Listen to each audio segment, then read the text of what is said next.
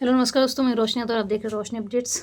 हम यहाँ पे क्या है मूल विधि का जो है प्रैक्टिस कर रहे हैं बहुत जल्दी और ये काफ़ी आपके लिए बहुत ज़्यादा हेल्पफुल रहने वाली है लास्ट के दिनों में। ठीक है, तो मैं यहाँ पे दहेज प्रथा जो अधिनियम है, ठीक है, उस पर यहाँ पे बात कर रही हूँ। तो उसमें क्या है कि हम भाग 2 कर चुके थे, भाग 3 से हमें फिर से कराना है। अभी आपका ये वाली वीडियो में भाग जो है दहेज प्रथा वो खत्म हो जाएगा। ठीक है, 1-2 बार उस वीडियो को आप चाहें तो स्पीड पे करके देख लीजिएगा, आपको बहुत बेनिफिट मिलने वाला है। ठीक है, चलिए बात करते हैं भाग 3 की। भाग 3 में देखिए क्या दे रखा है, संरक्षण अधिकारी यानी जिसे हम प्रोटेक्शन ऑफिसर और सेवा प्रदाताओं के कर्तव्य व कार्य व शक्तियाँ वगैरह दे रखी हैं इसमें।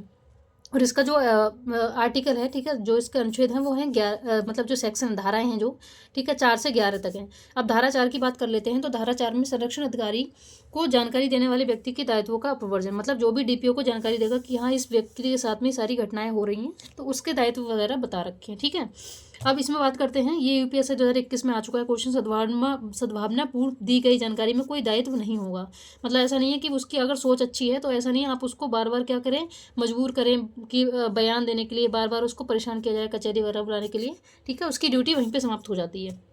आगे बात करते हैं धारा 5 की। धारा 5 में दे रखा है पुलिस अधिकारी सेवा प्रदाता मजिस्ट्रेट के कार्य, मतलब जो भी पुलिस अधिकारी है, सेवा प्रदाता है, ठीक है, जो मजिस्ट्रेट है उसके क्या काम है। ठीक है, जब घरेलू हिंसा की रिपोर्ट प्राप्त हो या हो रही हो, मतलब जब भी रिपोर्ट होगी तो उसके इनके क्या कार्य हैं वो सब हमारे किस में दे रखे हैं, धारा 5 में दे रखे हैं। अब बात कर लेते हैं धारा 6 की। धारा 6 में देखिए क्या है, आश्रय गृह के कर्तव्य हैं। आश्रय गृह मतलब यहाँ पे शेल्टर होम जो होता है उसके क्या क्या यहाँ पे कर्तव्य रहने वाले हैं। जो महिलाओं को, जो भी पीड़िता होगी उसको शेल्टर होम देगा। ठीक है, तो उस शेल्टर होम के क्या क्या कर्तव्य हैं वो यहाँ पे बता रखे हैं कि यहाँ पे संरक्षण अधिकारी के कहने पर आश्रय स्थल के अध्यक्ष को घरेलू हिंसा से व्यथित महिला के आश्रय उपलब्ध कराना। मतलब यहाँ पे डीपीओ कहेगा कि भाई आप क्या करो, आश्रय गृह का जो हेड है उसको बोला जाएगा कि आप इसको क्या है रहने की जगह दो। तो ये सरकार द्वारा अधिसूचित होगा और इसका कार्यभार सरकार प्लस एनजीओ दोनों देखती होंगी। ठीक है, अब बात कर लेते हैं धारा 7 की। धारा 7 में क्या दे रखा है, चिकित्सा प्राप्ति अधिकार दे रखा है। मतलब उसको ही चिकित्सा मतलब यानी मेडिकल वगैरह की पूरी छूट रहेगी कि मेडिकल वगैरह होगा या मतलब कोई चोट वगैरह लग गई है तो उस पर कैसे काम करना है, ये सारी चीज़ें। ठीक है, व्यथित व्यक्ति का इलाज वगैरह होगा संरक्षण अधिकारी द्वारा, सेवा प्रदाता द्वारा या बाहर सेवक या गार्जियन वगैरह हो गया, पीओ की सलाह पे हो गया, इन दो के द्वारा इसका इलाज कराया जाएगा जो भी पीड़िता होगी उसका। ठीक है, अब बात कर लेते हैं धारा 8 की। देखिए धारा 8 में यहाँ पे क्या दे रखा है, संरक्षण अधिकारियों की नियुक्ति। धारा 8 में दे रखा है डीपीओ की जो नियुक्ति होगी, ठीक है, वो करेगा राज्य सरकार द्वारा होगा। ये पूछा जाएगा क्वेश्चन की डीपीओ की नियुक्ति कौन करेगा, तो हमेशा राज्य सरकार करेगी और इसकी संख्या असंख्य होगी, मतलब जितनी चाहे उतनी कर सकती है। अब बात करते हैं धारा 9 की। धारा 9 में संरक्षण अधिकारी के कर्तव्य और कार्य, मतलब डीपीओ के क्या क्या कर्तव्य और कार्य रहेंगे उसके बारे में बात करेंगे। तो 8 में नियुक्ति, 9 में कार्य। ठीक है, मजिस्ट्रेट की सहायता करना, घरेलू हिंसा की रिपोर्ट मजिस्ट्रेट को देना, मेडिकल कराना, ठीक है, रिपोर्ट मजिस्ट्रेट को देना, व्यथित व्यक्ति को आश्रय आवेदन वगैरह कराना, ये सब किसका काम रहता है, डीपीओ का काम रहता है।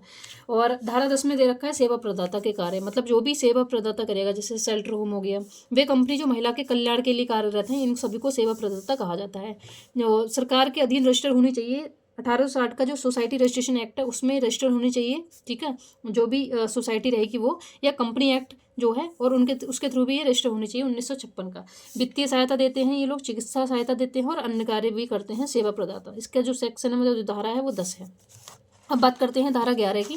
तो धारा 11 में क्या लिखा है, सरकार के कर्तव्य। इस अधिनियम को सही से लागू करना ये सरकार का कर्तव्य है, सीधे सीधे इस धारा के अंदर लिखा हुआ है। अब बात करते हैं धारा 12 की। धारा 12 में लिखा हुआ मजिस्ट्रेट को आवेदन, मतलब या तो व्यथित व्यक्ति द्वारा या उसकी ओर से संरक्षण अधिकारी या अन्य व्यक्ति को कोई भी इसके लिए आवेदन कर सकता है। ठीक है, तो 12 आवेदन ऐसे कर लेंगे, 12 वेदन तो 12 आवेदन, इस तरीके से आपको ध्यान रखना होगा।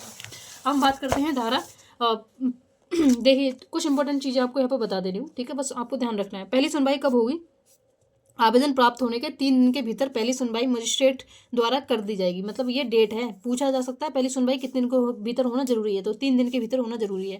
और इस जो भी रिपोर्ट होगी, ठीक है, उसका जो घटना का निपटारा है, ठीक है, पूरी जो सुनवाई है, मतलब पूरा जो केस है उसको फाइनल होने में 60 दिन के अंदर अंदर करना होगा। ये पहली सुनवाई से 60 दिन के भीतर भीतर इस केस को क्या करना होगा, फाइनल करना होगा।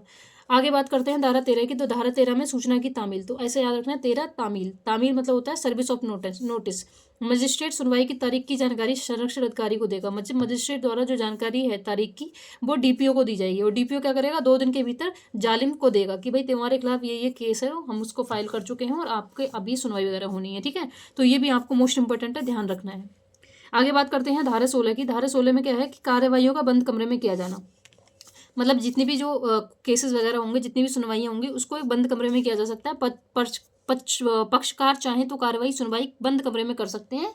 मतलब ऐसा जरूरी नहीं है, पर अगर मान लो लगता है कि भाई हमें ये जो चीज़ें हैं, ठीक है, इसको ओपन नहीं करना, उजागर नहीं करना है लोगों के सामने, तो ये मजिस्ट्रेट के कहने पर धारा 16 के तहत कार्रवाई को बंद कमरे में किया जा सकता है। अब बात करते हैं धारा 18 की, ठीक है। तो धारा 18 में क्या दे रखा है, संरक्षण आदेश, मतलब व्यथित व्यक्ति के पक्ष में मजिस्ट्रेट संरक्षण आदेश देकर प्रत्यर्थी को निम्नलिखित कार्यों के लिए रोकेगा। मतलब उसको क्या है, जैसे जो भी पीड़िता है उसको ये उसके लिए क्या होगा, संरक्षण आदेश देगा, मतलब उसकी सेफ्टी के लिए। तो उसमें जो व्यक्ति है जो वहाँ पे जालिम है, ठीक है, उसको इन चीज़ों को करने से रोका जाएगा। जैसे घरेलू हिंसा का कार्य नहीं करेंगे, घरेलू हिंसा के कार्यों में मदद नहीं करेंगे, बच्चों के मामले में स्कूल नहीं जाओगे, मतलब ऐसा नहीं बच्चे हैं और आप क्या कर रहे हो, स्कूल चले गए उसके।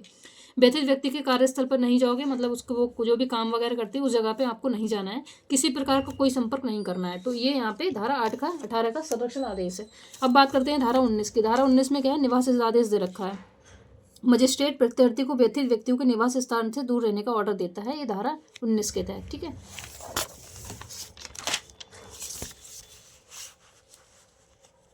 अब यहाँ पे बात करते हैं धारा 20 की। धारा 20 में क्या है, धनीय अनुतोषण, व्यथित व्यक्ति या उसकी संतान का यदि कोई नुकसान होता है तो मजिस्ट्रेट प्रत्यर्थी को नॉन मॉनिटरिंग का आदेश दे सकता है।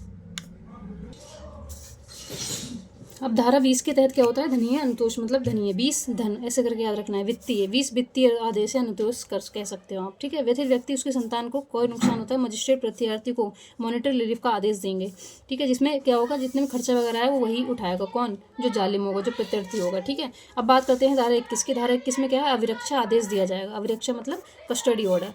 तो इसमें क्या होता है, जो बच्चों की कस्टडी है वो किसके पास रहेगी, ये इस पर क्या होता है, तय होता है। तो 21 रक्षा ऐसा करके ध्यान रखना है आपको, ठीक है। प्रत्यर्थी को बच्चों से मिलने का बिल्कुल रोका जा सकता है, या फिर मजिस्ट्रेट बच्चों की कस्टडी अस्थायी रूप से व्यथित व्यक्ति को दे सकता है, ठीक है। मतलब व्यथित व्यक्ति को भी दे सकता है और प्रत्यर्थी को यहाँ पे मिलने से रोका जा सकता है, दोनों चीज़ें यहाँ पे हो सकती हैं। अब धारा 22 क्या कहती है, धारा 22 कहता है प्रतिगत और हर्जाना। हर्जाना क्या होता है, जो मतलब जो यहाँ पे कंपोजिशन मिलता है, कंपेंसेशन मिलता है, ठीक है। धारा 22 में हर्जाना देते हैं, मतलब एक तरीके से हर्जाना किसको दिया जाएगा, जो व्यथित व्यक्ति होगा उसको, ठीक है।